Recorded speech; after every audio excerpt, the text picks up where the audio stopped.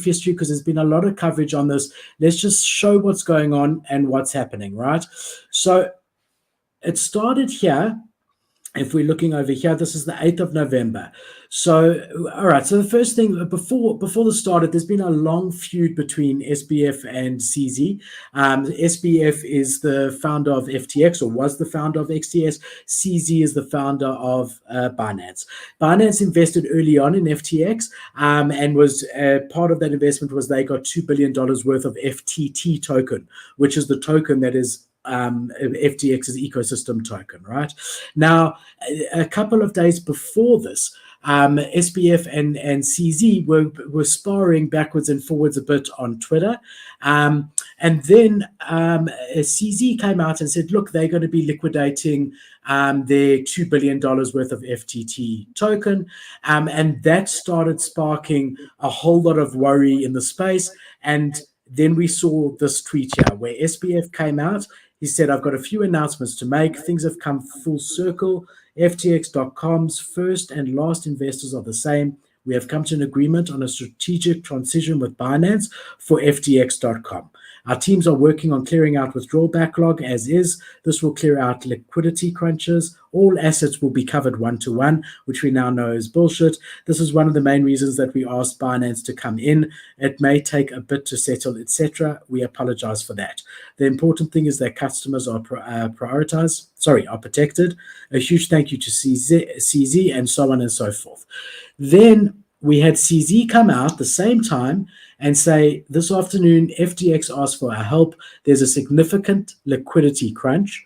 To protect users, we signed a non-binding LOI, a letter of intent, intending to fully acquire FTX.com and help cover the liquidity crunch. We'll be conducting a full DD in the coming days. Okay, so here you've got two different tones. You've got SBF almost saying a deal is done. He did say that they are still pending a DD over here, due diligence, but pretty much saying that it's done. Right. And then you've got CZ saying, hold on, we want to try and help for the user's sake. However, we're looking into it and we will let you know.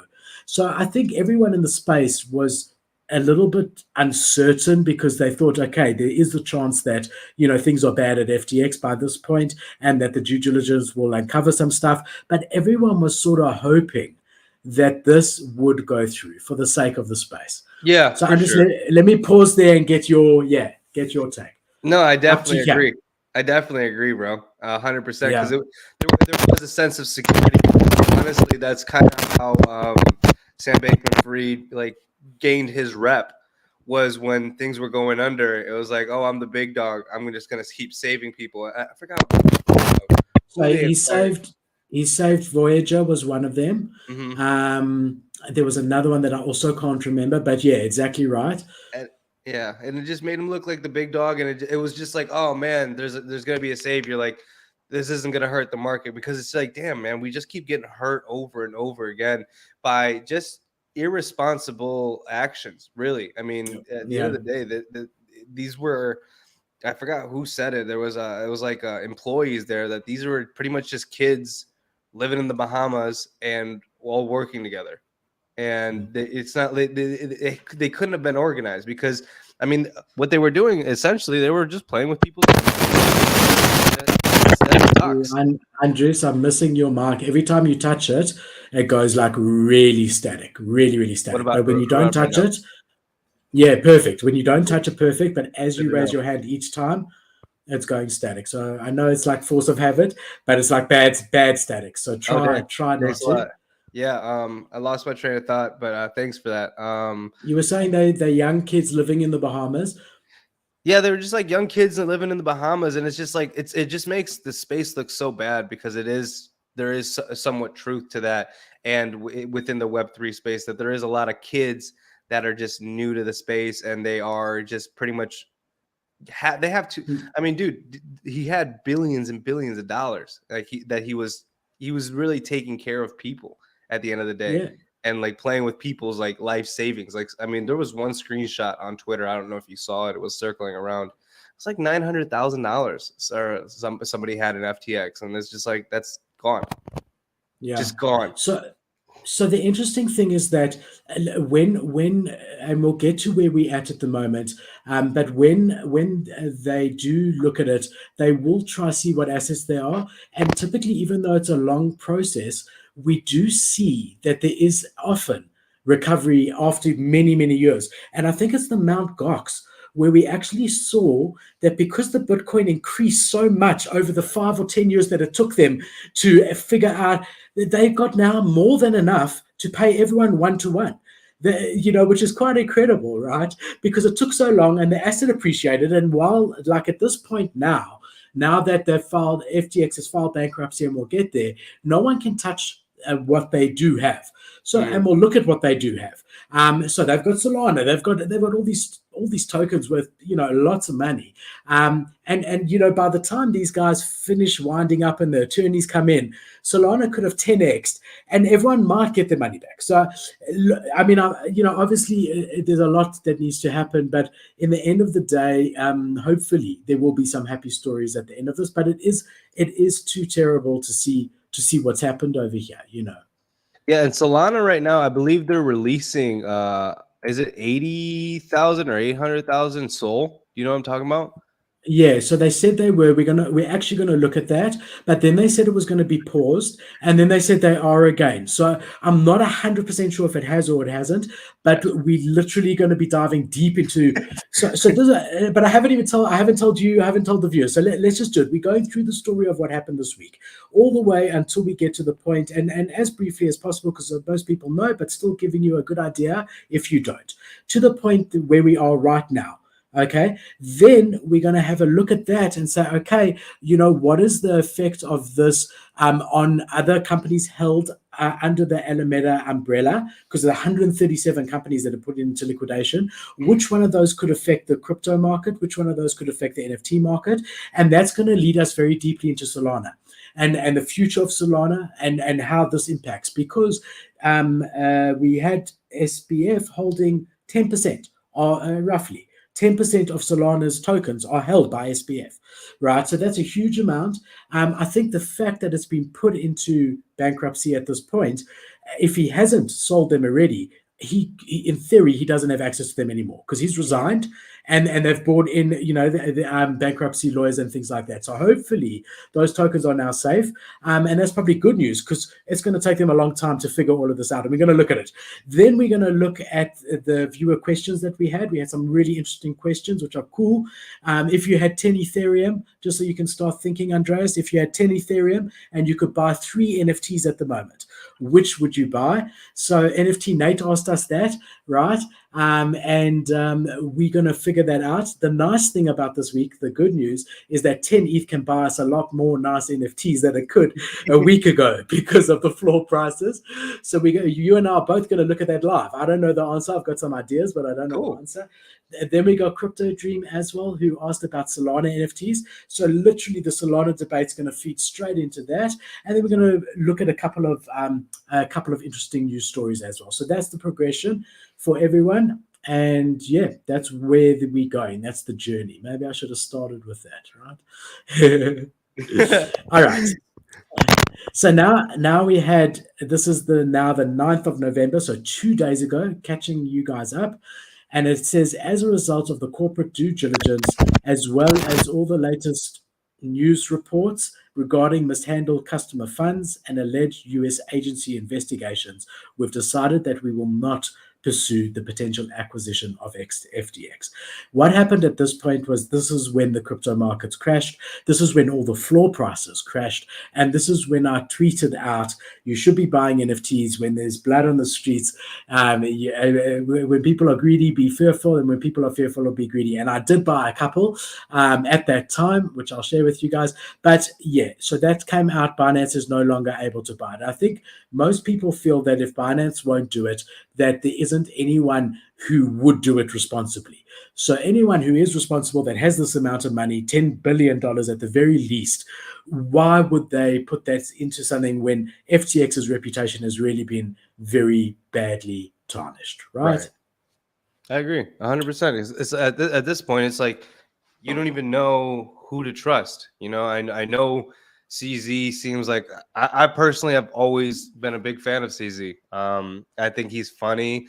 I think he's actually really smart, and he's always trying to put the people first, and he's done well at presenting himself like that. I don't know if you ever saw that tweet during Super Bowl, which made me like even more bullish on him, because it was like, oh, it was very interesting insight. And it was something like calling out, I think it was crypto.com, but it was more shade. Like it wasn't like a direct at tweet, but it was pretty much, hey, we decided not to, it was a hard decision, but we decided not to invest in Super Bowl ads, not buy an arena, not buy this, that, and the other, so we could build and focus on what's important. And then at that point, I forgot, I think it was crypto.com that had to lay off like 10,000 people or something like that, or I forgot who it was, so don't quote me on that. But on that day, Binance was hiring like 2,000 more people, which was pretty interesting, you know. And it's And just also like another dig at SBF by CZ, yeah, because they had the same advert. FTX had that the huge advertising that year. I mean, look at that. Like, I was wondering, no one's really talked about it, but what's going to happen to FTX Arena in Miami? Like, what? So they'll sell it. Everything's all the assets will be sold to pay off the people that are owed money. The unfair thing, and this is really unfair, is that the consumers fall last. The users of the exchange are last in that hierarchy. So the first people that have to be paid off in this circumstance are the people that the company owes money to. So other companies.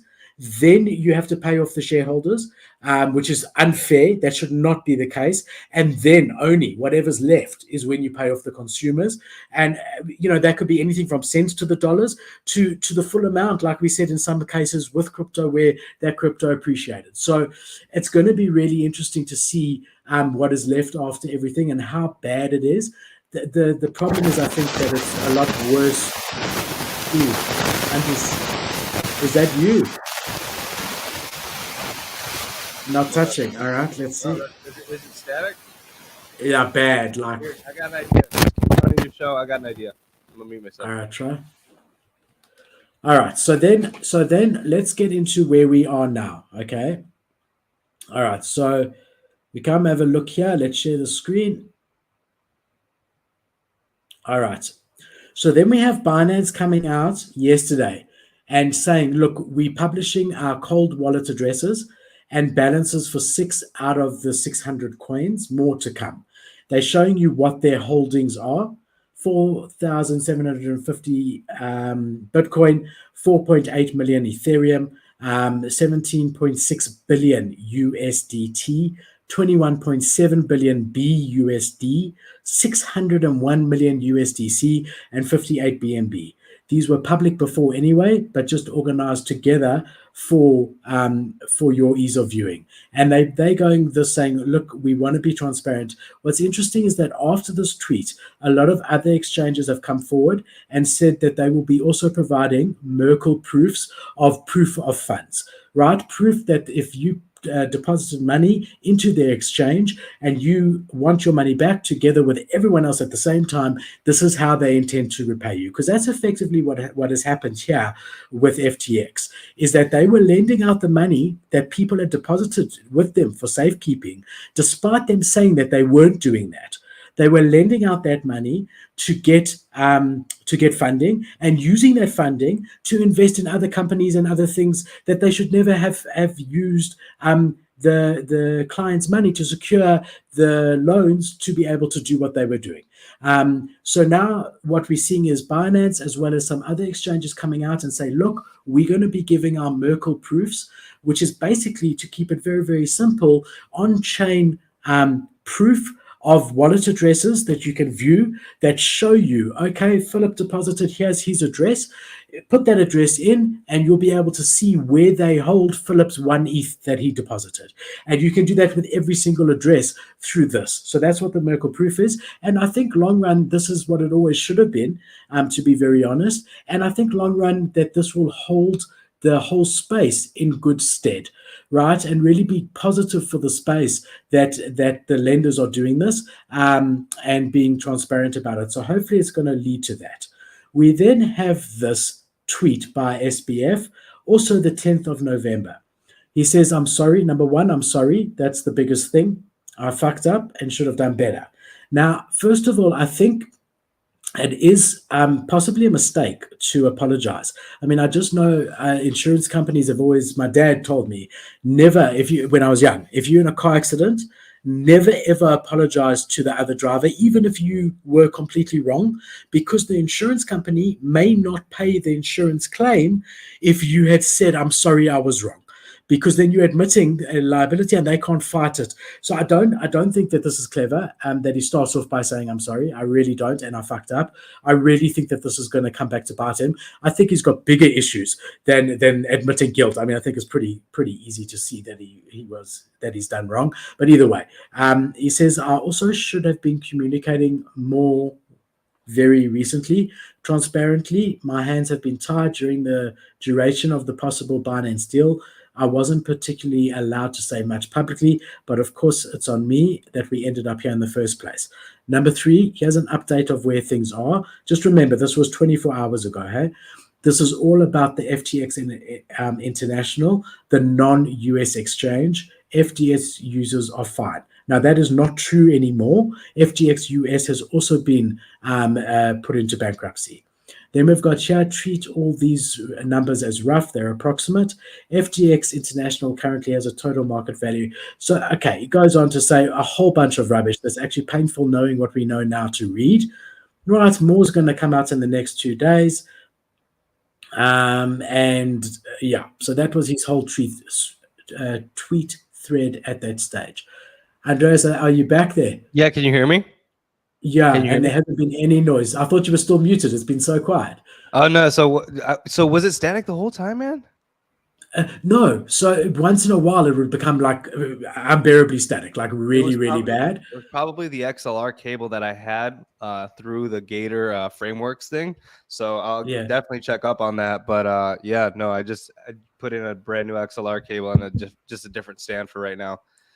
It's perfect. It's absolutely perfect. Awesome. Awesome. Anything you want to add at this point, or should we carry on? No, I don't. There was one thing that you said, but I don't remember. I don't want to backtrack too much. No worries at all. All right. So I don't know why this tweet's unavailable. I hate that. I hate when something that I've researched gets deleted. I hate that. I always wonder why people delete. I don't. Here it is. Here it is. That's weird.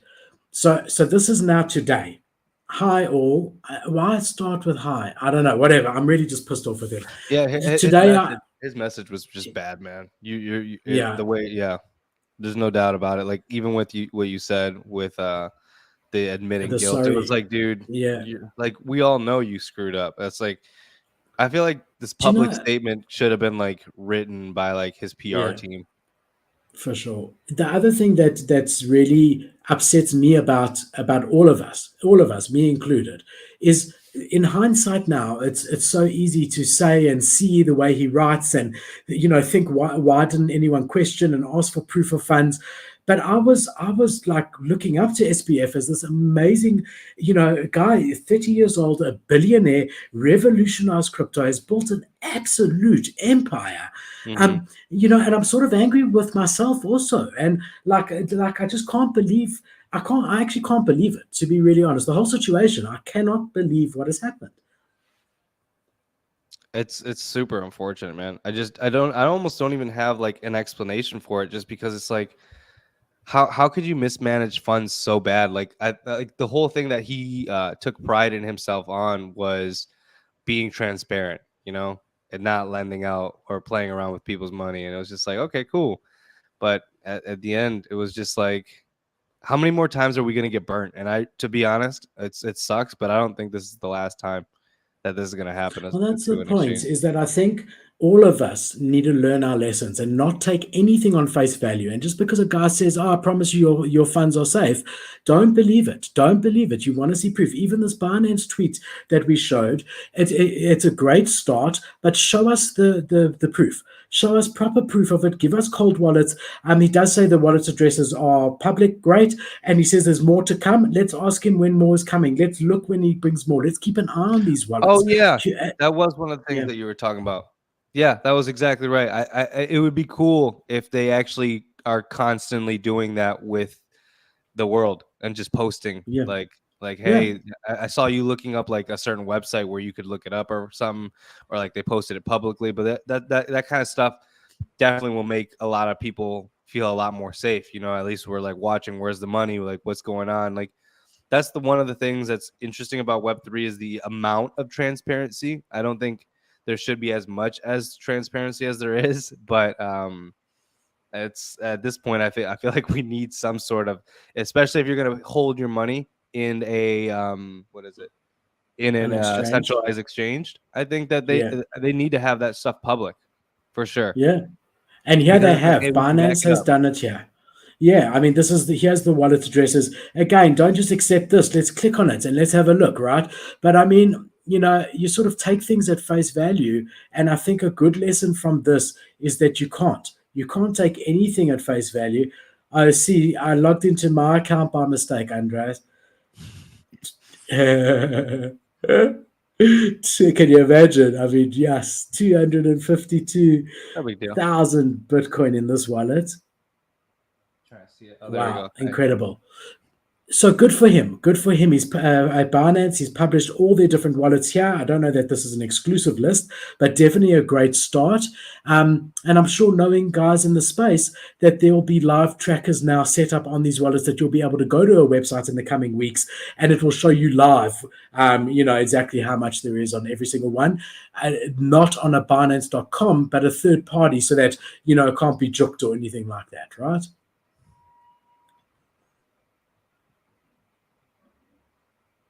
All right, so then we have him here. We have new FTX CEO. So okay, hold on. So now we say they all start with "I'm sorry, I fucked up," right? So I'm getting lost here because they Yeah, all guys, started it's a with the lot. same It's a lot, thing. man. It's a lot for sure. I don't know. I'm kind of Yeah, just like we've seen I'm this. over this. It's like, and then I Yeah, woke up to the news today. Did you? I think you already touched on it, but you haven't said it on like a pull up that they went bankrupt and that he stepped down yeah. finally. And it's just like, So damn. that's exactly it. So this is the one that I'm looking for here. Is where we were up to. Okay. So we say hi. He says, "Hi all. Today I filed FTX, FTX US, and Alameda for voluntary Chapter 11 proceedings in the US. Number two, I'm really sorry again that we ended up here. Hopefully things can find out whatever. Number three, this doesn't necessarily have to mean the end of the companies. It really does. Let's just be honest. Or their ability to provide value or funds to their customers. It really does. I'm sorry to say. Number four, I'm going to work out giving clarity on where things are in terms of user recovery. Again, this is just showing that he's got no experience whatsoever, which is incredible to think Yeah, he was running a 36. everything he's saying He's is full of he's shit. not allowed to after this now. He is not allowed to communicate anymore with users at all. Once you've stepped down and you've now handed this over to the lawyers, you are not allowed to communicate with customers. So this in and of itself, I don't think he did it on purpose, but this in and of itself is potentially a crime. I don't know the laws in America, but I know here that if you pick up the phone to a customer and speak on behalf of a company that you've just put into voluntary bankruptcy, you are doing a crime. You are not allowed to contact companies that you deal with. You're not allowed to contact customers. You're not allowed to do anything. You can't interfere. You got to let them do their work. So this is also just showing that either he knows nothing at all, which is just scary to think that people trusted him with $36 billion, or that he's just got really bad advice, or he's completely warped at the moment. He doesn't know what is happening. Yeah, I mean, Yeah, I can't even fathom being in his position. To be quite frank, it's an unreal set of circumstances that he's being put through. I mean, but I still think he's just full of shit. Like, I don't think he yeah, knows what he's doing or what he's really done. Like, I genuinely think, because I mean, the thing that bothers me is like, even the day before, like he literally put out a tweet that I was like, no, don't yeah. worry, this is this, that, and the other. It's like, no, you're full of shit and you're fucking lying. And it's just like, dude, I'm just sick of that shit. I don't like these bad actors anymore. It's just like this guy claimed that he was like, oh, I'm just this young guy, and I live in a I have a $200 million home, but I drive a Toyota Corolla, this, that, and the other. And it's just like, I feel like it was all a fucking facade at this point. And it's just like, it's annoying. Yeah, so he said a week ago that everyone's safe and backed 1-to-1. Then he says, look, FTX is not looking great, but FTX US is perfect. You're all fine. And now, FTX US is also done. So here we are. Where we are now is that FTX and all the 137 companies under Alameda have been put into voluntary liquidation, including FTX US. And now it's going to be handled by the lawyers. And the lawyer who's handling it is the lawyer who handled the Enron. You remember when Enron went down all those years ago? John J. Roll,